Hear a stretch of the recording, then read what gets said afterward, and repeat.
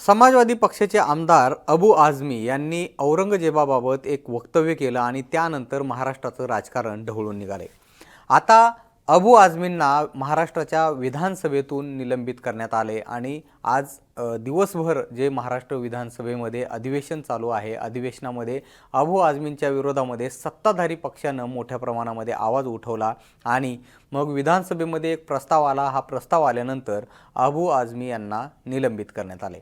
आता अबू आझमी यांनी केलेलं जे वक्तव्य आहे त्या वक्तव्यावरून महाराष्ट्रभरामध्ये सुद्धा एक वेगळ्या पद्धतीचा संताप पाहायला मिळतोय। शिवाय विधानसभा आणि विधान परिषदेमध्ये सुद्धा अबू आझमींच्या वक्तव्यावरून नेत्यांनी चांगलाच रोष व्यक्त केलाय। अबू आझमींनी नेमकं काय म्हटलं होतं ते आधी बघा। औरंगजेबाबाबत चुकीचा इतिहास दाखवला जातोय। औरंगजेबानं अनेक मंदिरांची उभारणी केली आहे।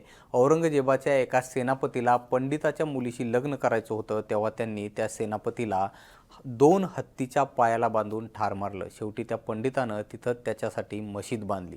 बनारसमध्ये ही मशीद बांधण्यात आली आहे। सध्या चुकीचा इतिहास दाखवला जातोय। औरंगजेबाला मी क्रूर शासक मानत नाही, औरंगजेब हा चांगला प्रशासक होता, अशा प्रकारचं वक्तव्य अबू आझमींनी केलं होतं। अबू आझमींच्या विधानानंतर राज्यभरातून संताप व्यक्त केला जातोय आणि ही जी चर्चा आहे ही आता देशभर सुद्धा व्हायला लागली आहे। तिकडं उत्तर प्रदेशच्या विधानसभेमध्ये सुद्धा याचे पडसाद उमटल्याचं पाहायला मिळालं। औरंगजेबानं संभाजी महाराजांचं अतोनात हाल करून त्यांची हत्या केली होती, हे सर्वश्रुत आहे। शिवाय रयतेवर त्यानं केलेले अनन्वित अत्याचाराचे अनेक पुरावे समोर आलेले आहेत आणि अशात आता छावा चित्रपट देशभरामध्ये प्रदर्शित झाल्यानंतर ही जी धग आहे ती आता देशभरामध्ये पसरली आहे। आझमींनी केलेल्या वक्तव्यावरून राजकीय वर्तुळात तर टीकेची झोड उठलीच आहे, मात्र सर्वसामान्य लोकांमध्ये सुद्धा यावरून संतापाची लाट उसळलेली आहे। राज्याचे उपमुख्यमंत्री एकनाथ शिंदे यांनी यावरून संताप व्यक्त केलाय। अबू आझमींचा निषेध करावा तेवढा थोडाच आहे। अबू आझमी यांच्यावर देशद्रोहाचा गुन्हा दाखल केला पाहिजे। औरंगजेबाचं कौतुक करणं हे महापाप आहे, अशा शब्दांमध्ये एकनाथ शिंदेंनी संताप व्यक्त केला। वाद वाढल्यानंतर आपल्या गोष्टीचं समर्थन करत अबू आझमींनी पुन्हा एक वक्तव्य केलं। आपण जे वाचलं त्यावरून औरंगजेबानं आपल्या राजवटीसाठी 1 रुपयाही कधी घेतला नाही। औरंगजेबाच्या फौजेत हिंदू कमांडर होते। त्यावेळचा संघर्ष हिंदू मुसलमानांमधला नव्हता। त्या काळात भारताची सीमा अफगाणिस्तान आणि ब्रह्मदेशापर्यंत पसरली होती। देशात सोन्याचा धूर निघत होता।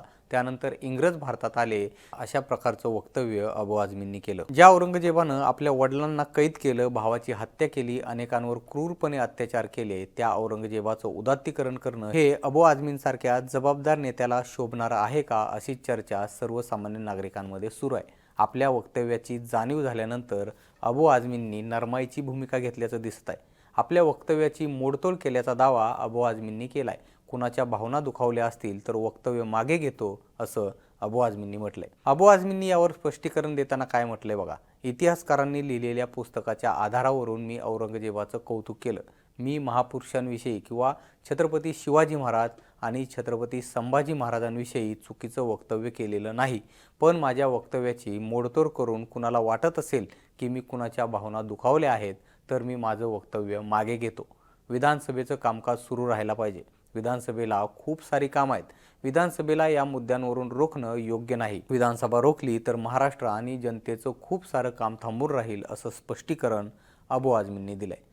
तिकडं अबू आझमींच्या या विधानानंतर MIMचे माजी खासदार इम्तियाज जलील यांनी सुद्धा अबू आझमींचा समाचार घेतलाय। भाजपला वाचवण्यासाठी अबू आझमींनी संबंधित वक्तव्य केल्याचा दावा इम्तियाज जलील यांनी केलाय।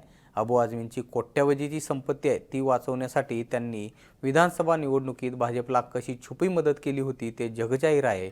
आता पुन्हा भाजप आणि महायुतीचं सरकार अडचणीत आलं होतं। अधिवेशनाचा पहिला दिवस होता।